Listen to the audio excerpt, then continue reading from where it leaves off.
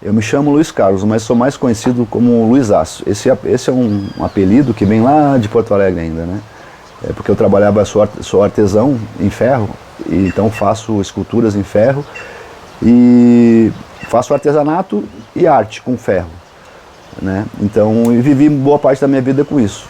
Então, cheguei aqui... Portanto, é natural de Porto Alegre. Sou natural de Porto Alegre, bem longe. Rio Grande do Sul, meio longe daqui de Alto Paraíso. Mas vim a Alto Paraíso em busca de qualidade de vida, né? Eu e minha família.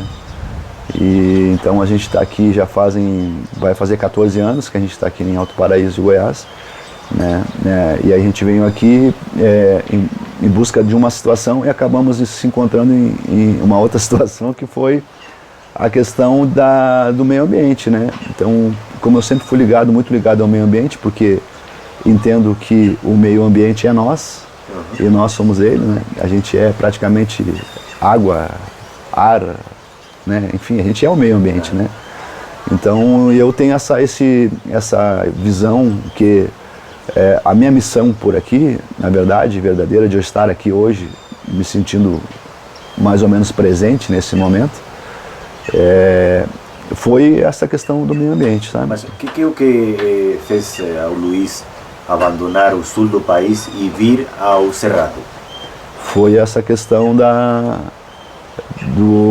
dessa questão do meio ambiente mesmo, né? Já no início? No início. No início. Assim, porque eu queria algo, digamos, mais... que tivesse a ver com qualidade de vida mesmo, entendeu? A qualidade de vida acha que é melhor aqui no Cerrado que em Porto Alegre? Olha, eu diria que sim, em certos aspectos sim, né?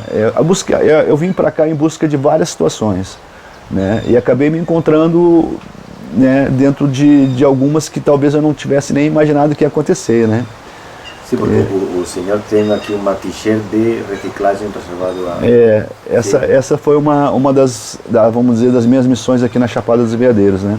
Foi um trabalho que o senhor encontrou aqui, ou procurou esse trabalho quando chegou aqui na Chapada dos Veadeiros?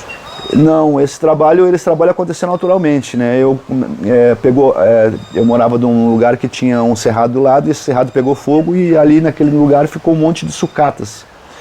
E como eu sou artista plástico, entre aspas, porque eu trabalho com ferro, mas chama-se artista plástico, né? Então eu olhei aquele monte de ferro lá e recolhi esses ferros e botei no meu pátio, assim, no meu terreno. E fui juntando isso, e isso se tornou umas 100 toneladas de material.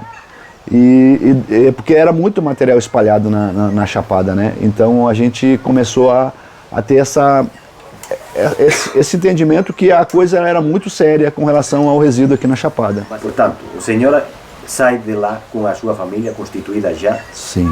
E como é que decide onde que vai? O que conhecia do Cerrado?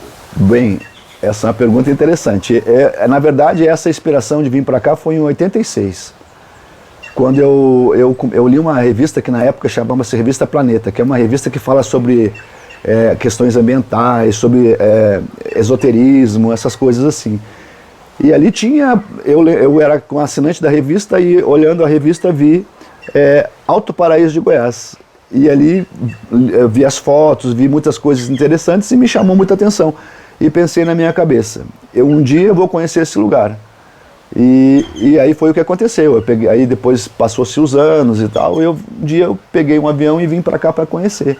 Quando eu cheguei aqui, eu tive uma sensação muito estranha de pertencimento ao lugar, sabe? Inclusive chorei e tal, né? Sabe, arrepio, essas coisas meio estranhas assim, sabe? Me senti, parece que o local tinha me abraçado, sabe? E aí eu disse, puxa vida, isso aqui é uma coisa muito intensa que eu senti aqui. Eu tenho alguma ligação com esse local aqui mesmo. Quando é que foi essa visita? Foi há 14 anos atrás, né? Foi agora não me lembro a data certa, mas foi há 14 anos atrás, né? Por conta do ano 2000, 1999, 2000, 2000 e alguma coisa.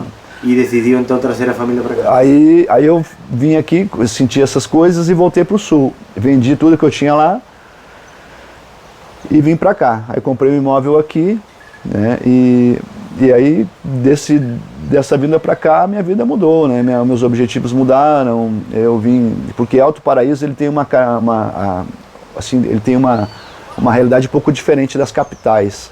Ele tem o seu próprio tempo. Aqui tem o seu próprio tempo. E a gente vem de lugares grandes com uma velocidade e quer impor essa velocidade para esse município, para essa cidade, e não é assim que funciona. E aí acaba se frustrando. Muitas pessoas se frustram por isso.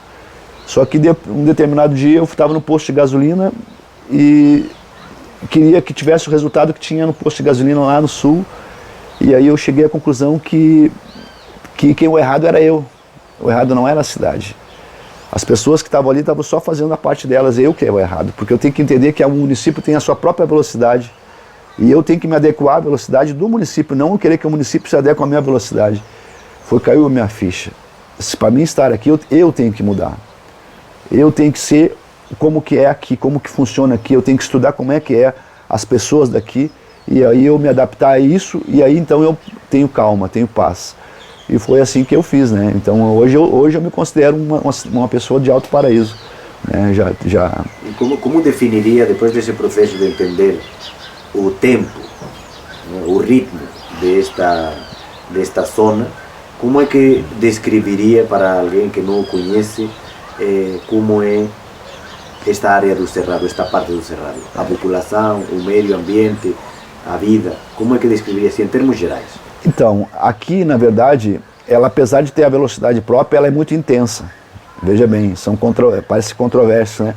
Mas é uma cidade pequena, com aproximadamente 10 mil pessoas, mas de uma intensidade gigantesca, principalmente uma intensidade psicológica muito grande.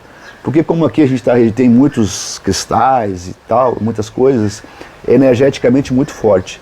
E se a gente não conseguir lidar com as coisas que se tem dentro da cabeça, né? A gente não conseguir lidar com os pensamentos, a gente não consegue ficar aqui. Essa é a verdade. Muita gente vem aqui, gente de fora do Brasil, gente de dentro do Brasil, e não consegue permanecer aqui pela intensidade do local.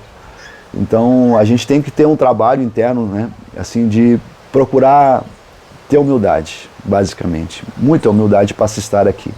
E como é a relação com os naturais de Alto Paraíso? Como foi a recepção?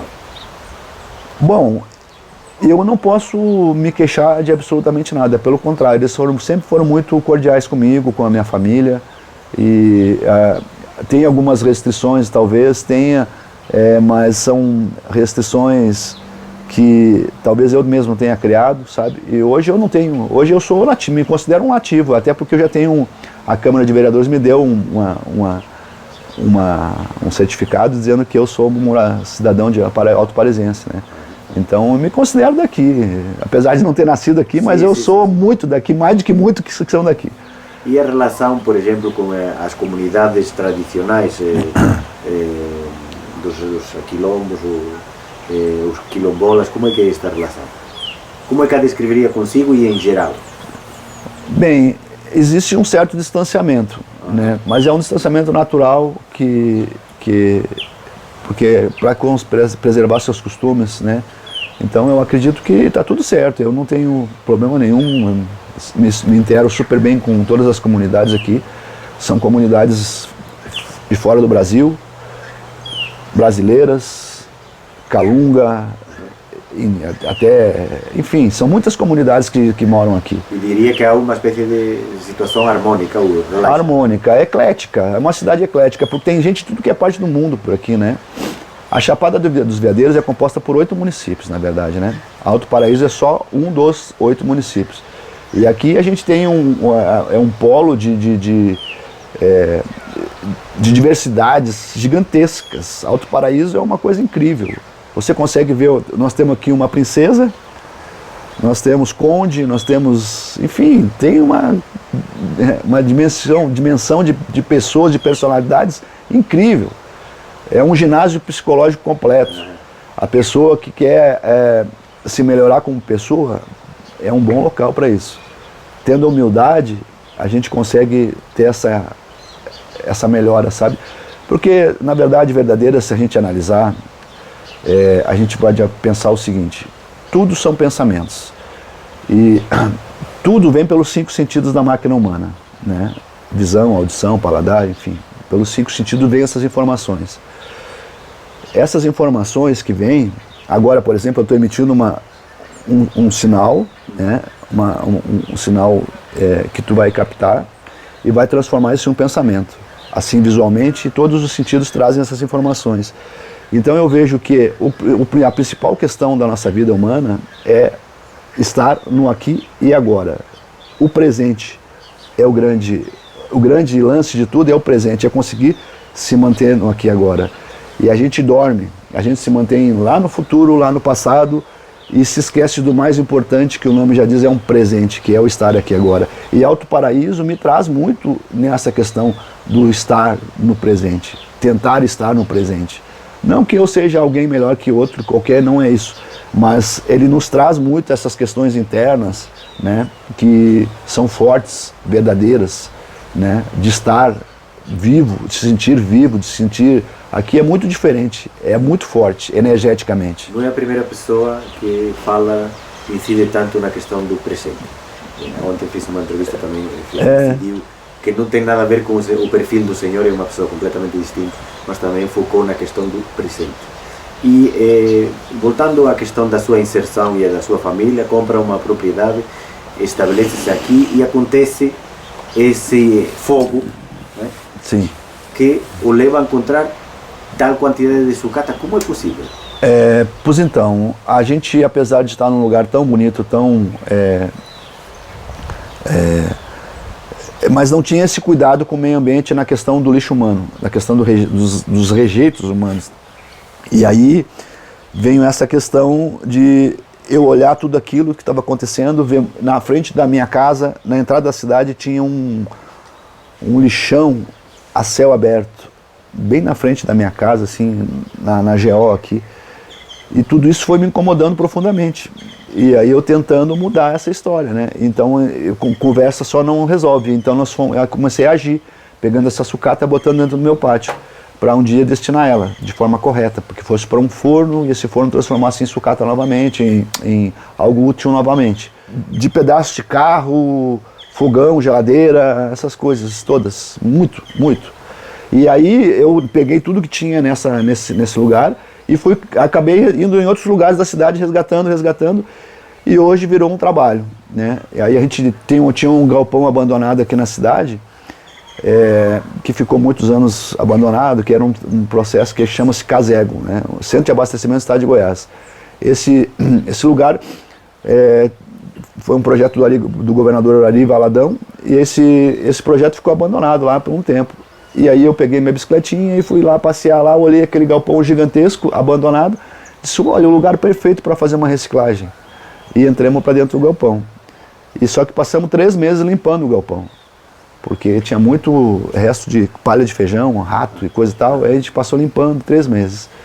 No último dia que nós estávamos quase terminando a limpeza, apareceu o prefeito na época, para nos dizer que ali não podia ficar, porque era uma área pública, né? E, portanto, o senhor foi a fazer isso sem autorização? Sem autorização, né? Aí a gente pegou e entrou lá para dentro, lá, né? Achando que era um lugar apropriado para que se fizesse isso. Aí o prefeito disse, não, aqui vocês não podem ficar, porque como se trata de uma área pública, vocês precisam ter uma autorização e tu, como pessoa física, não pode estar aqui dentro de uma área pública. Só se fosse uma associação, ou que tivesse um CNPJ. Aí brilhou, né? Aí apareceu a Associação Recicle Alto, que nós criamos uma associação que conseguimos ficar dentro desse local através da associação. E hoje já se passou 14 anos, nós estamos lá com um trabalho, já virou uma cooperativa que chama-se Coopera Chapada. São quase 30 pessoas envolvidas no projeto, né? Então todos vivendo dali, né? Então assim, é um projeto que aqui na Chapada dos Veadeiros é um projeto que se destaca, né? Claro. Recicle Alto é uma associação que foi criada no início. Quando nós entramos dentro do galpão, a gente criou essa associação que chama-se Recicle Alto. Após isso, passaram-se os anos, a gente criou a Coopera Chapada, que é uma cooperativa agora, e a Associação Recicle Alto incuba a cooperativa.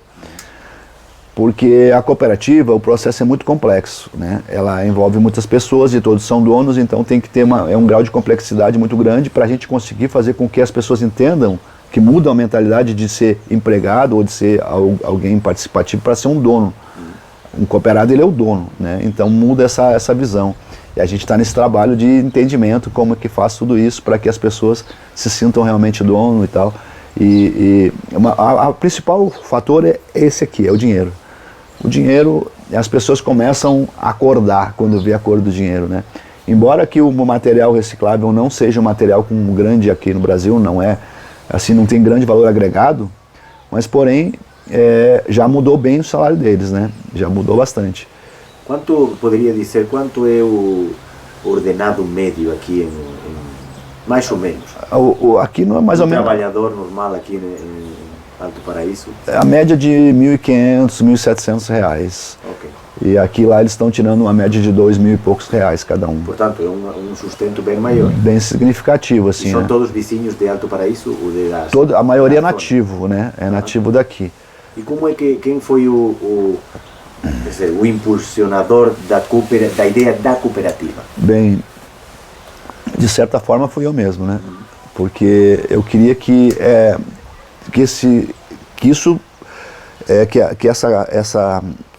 o andamento dessa história minha continuasse, né? E mesmo eu estando ausente, fazendo outras coisas, isso continuasse sozinho. E foi essa a ideia, né, de criar uma cooperativa para que a cooperativa tomasse punho e tocasse para frente. E podem nos explicar um bocado o que faz esta cooperativa exatamente? Sim, a gente tem então aqui dentro de Alto Paraíso, a gente tem vários PEVs, ponto de entrega voluntário. São espalhados a maioria dos bairros tem 1 ou 2 desses PEVs. E a gente faz a coleta desses PEVs, tem um caminhão que a gente faz a coleta, são feitas 2 coletas por dia, uma de manhã e uma de tarde. Coleta dos PEVs, coleta dos órgãos públicos, a coleta dos comerciantes, enfim, são várias coletas que são feitas, coleta das fazendas, enfim, são muitas coletas que são feitas de materiais recicláveis e esse material vai para o galpão, aí lá no galpão esse material é triado, ele é compactado e depois é destinado de forma correta para as indústrias.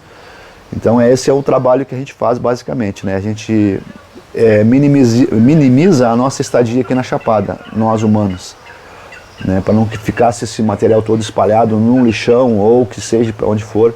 E como é que consegue financiar o projeto? Com esta venda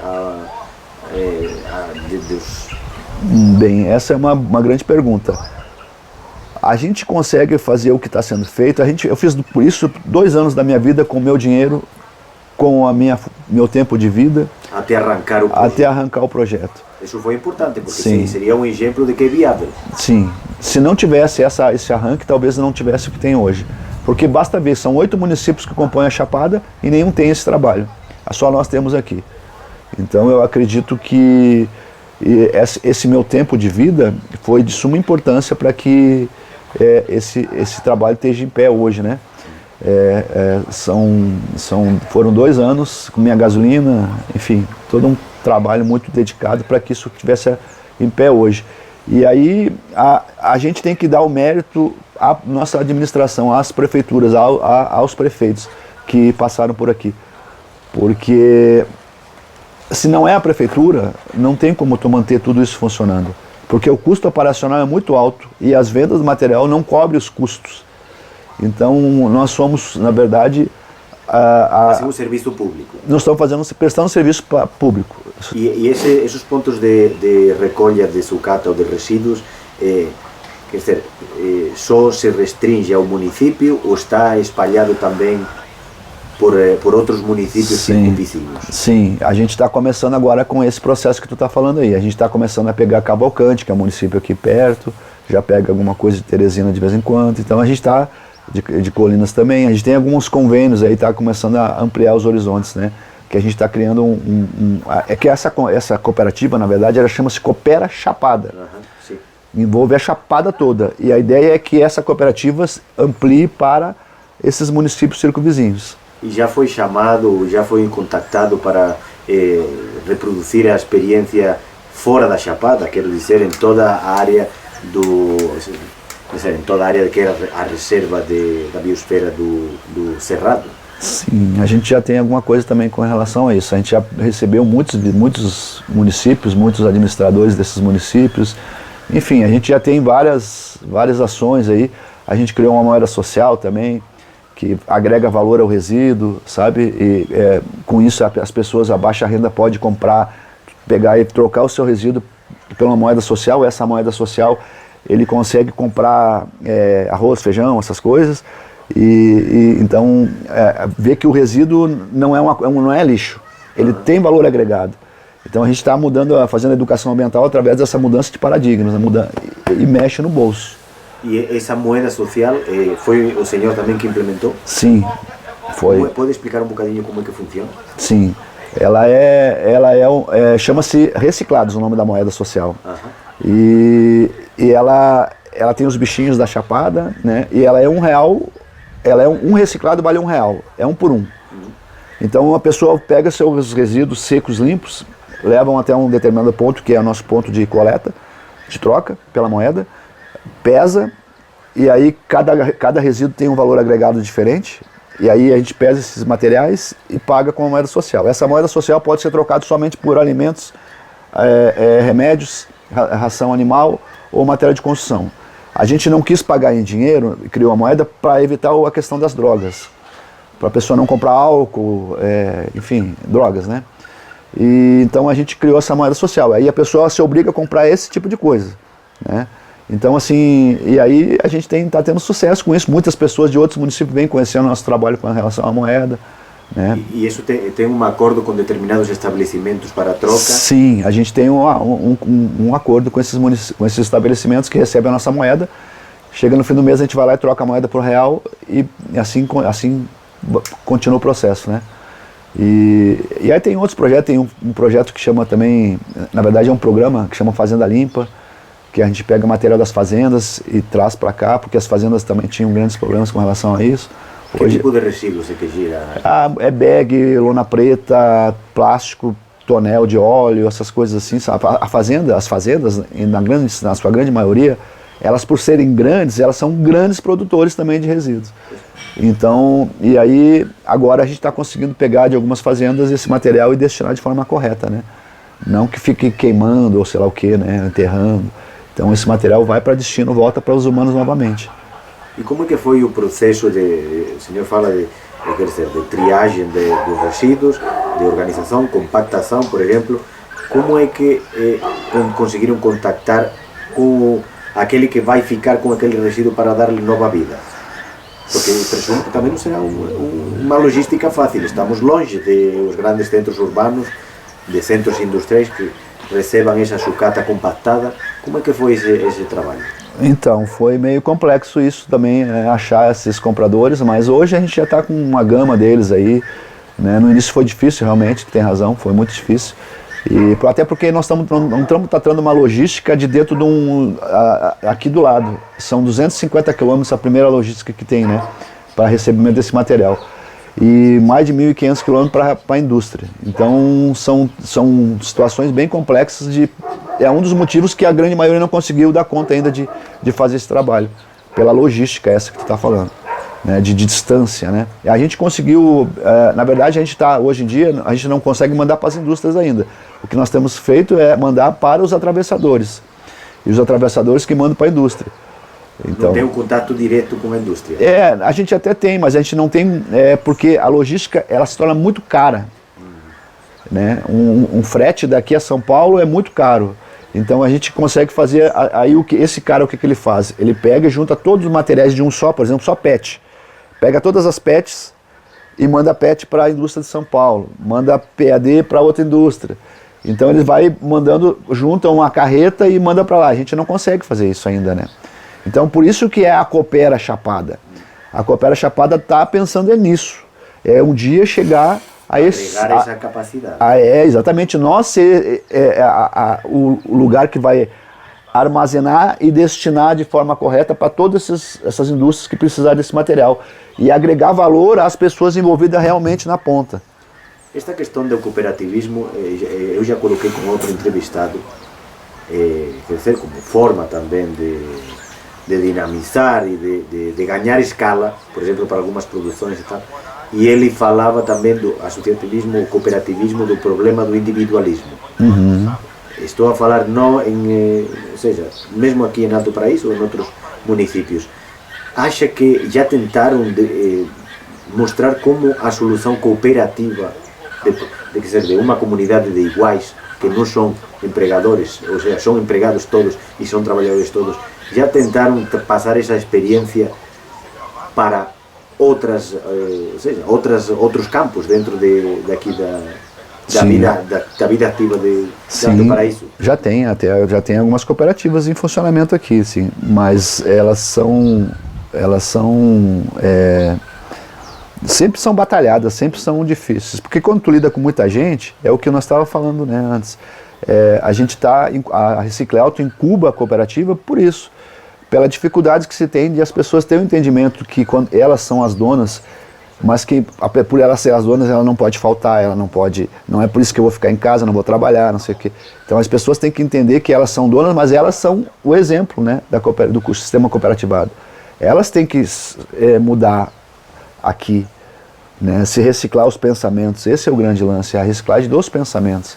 O que acha que é o maior benefício, ou quais são os grandes benefícios desta iniciativa de cooperativa da Chapada?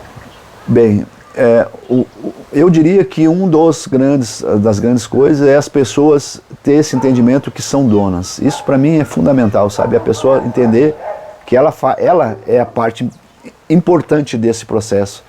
Não que eu não tenho um patrão. A pessoa tem que ter iniciativa, ver as coisas por fazer e chegar ali e fazer.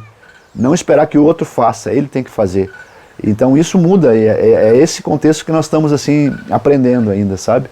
E que outros benefícios dá essa iniciativa, por exemplo, ao município, à comunidade? Bem, uma das coisas que a gente tem notado também é a procura. Muita gente querendo trabalhar com a gente. Ou seja, emprego também. Emprego.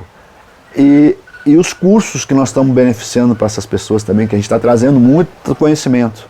Através do sistema cooperativado a gente está trazendo muito conhecimento. Então são muitas coisas. Coach, inclusive, foram lá para falar sobre coisas, né? Mudanças de paradigma, mudanças de pensamento, pensar em coisas boas. Essas coisas todas estão sendo incluídas dentro do sistema cooperativado. A gente está trazendo muitos cursos de EPI, enfim, muitas coisas acontecem nesse sistema. E em termos medioambientais? É o grande foco. Esse é o foco, né? Nós conseguir... Por que acontece? Veja bem, quando tu lança um sistema cooperativado e a pessoa veste a camisa, ela entende que esse sistema é dela, a produção aumenta muito. Entende? Então o que acontece? Quando as pessoas estão dentro de um sistema e eles entendem que eles vão ganhar mais, o meio ambiente tem um benefício com relação a isso, pela produção. Por exemplo, nós tínhamos uma pilha gigante de material lá dentro. Quando entrou o sistema de cooperativismo, a pilha minimizou muito, muito, muito. Porque as pessoas se dedicam mais, quanto mais tu faz, mais tu ganha. Isso traz um benefício. E quem sai beneficiado no resultado dessa história é o meio ambiente. Porque minimiza aquele resíduo que ia para o lixão, ou ia para um aterro sanitário, ou ia queimar, ou ia, enfim, esse material acaba sendo destinado porque o sistema cooperativado está absorvendo cada vez mais. Qual é o grande resíduo que se produz aqui na zona e que são produtos metálicos ou plásticos? A gente tem várias produções aqui. Uma delas é a questão... temos plásticos, papelão, metal, alumínio, garrafas, muito vidro. E, então, assim... são muitos materiais, todos têm que ser recicláveis porque tem que ter valor agregado, porque se tu não tem valor agregado, não tem como subsidiar isso, né? E aí a cooperativa não tem condição de subsidiar, então a gente só pega material reciclável que tenha valor agregado e que tenha como nós destinar de forma correta o mais perto possível.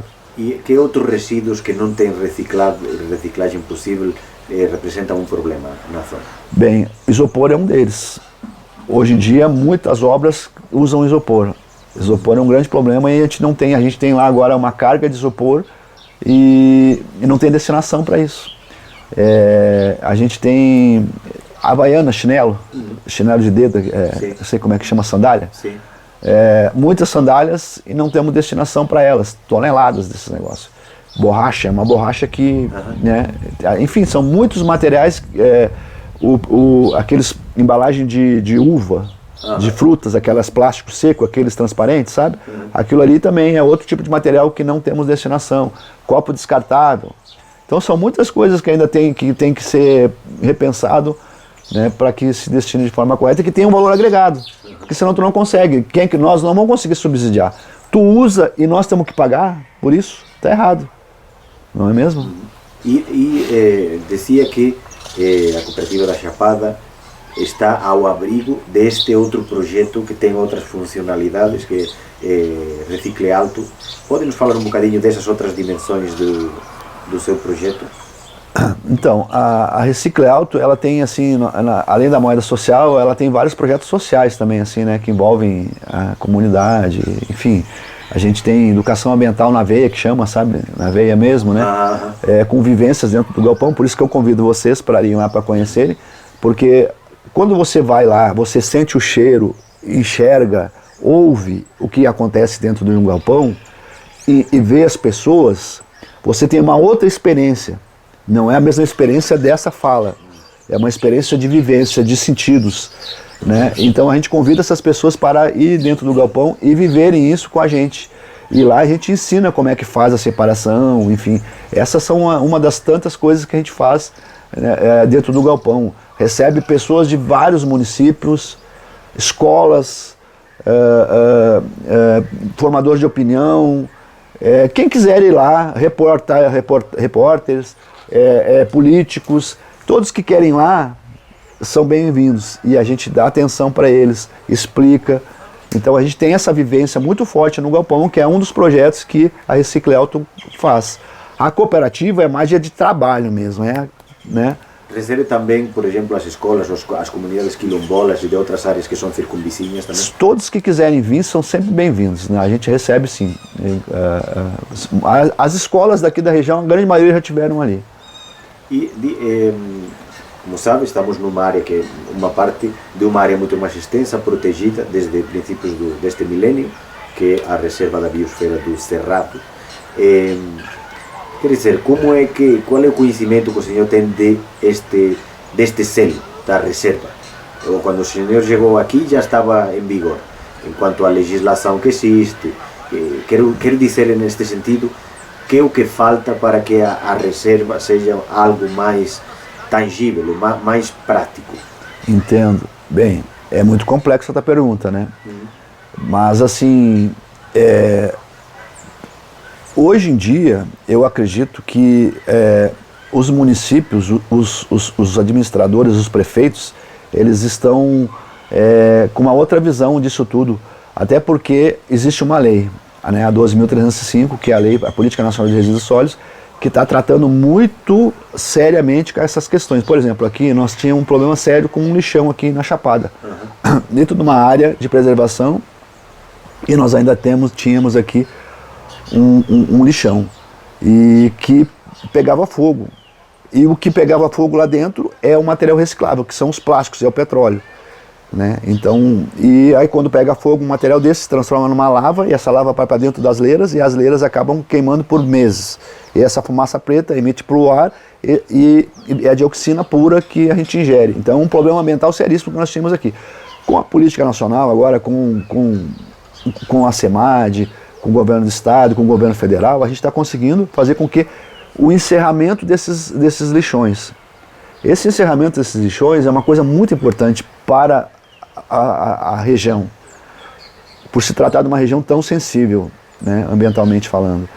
Então, assim, porque o maior impactador dessa região não é os bichos, é nós humanos. Então a gente tem, assim, uma obrigação muito grande em preservar esse local e manter esse local para gerações futuras, né? Então, assim, eu vejo que a minimização da nossa estadia aqui é importantíssima. Não tem como proibir o direito de ir e vir de cada cidadão. É aberto para as pessoas virem para cá, assim como eu estou aqui hoje, né? Mas o que a gente pode fazer é criar normas para a estadia do ser humano aqui. E é o que está sendo criado agora. né? A gente está com uma Secretaria de Meio Ambiente muito eficaz aqui dentro de Alto Paraíso, com uma equipe técnica muito boa. A gente tem um prefeito que surpreendeu a nós todos com a sua posição com relação ao meio ambiente. Então, assim, a gente está vendo as coisas acontecer. Até porque a lei está impondo isso, né? A lei está impondo que os municípios se enquadrem, né? Então, assim, eu vejo isso que a forma que nós temos agora é essa, é através da lei. E se o senhor tivesse possibilidade de determinar uma lei, uma norma, um objetivo, melhor, um objetivo, mas com a curto, médio, longo prazo, que acha que é uma dos objetivos que se deveriam atingir aqui em termos desse equilíbrio entre humano e meio ambiente? Que acha que se poderia fazer? Boa essa pergunta, hein?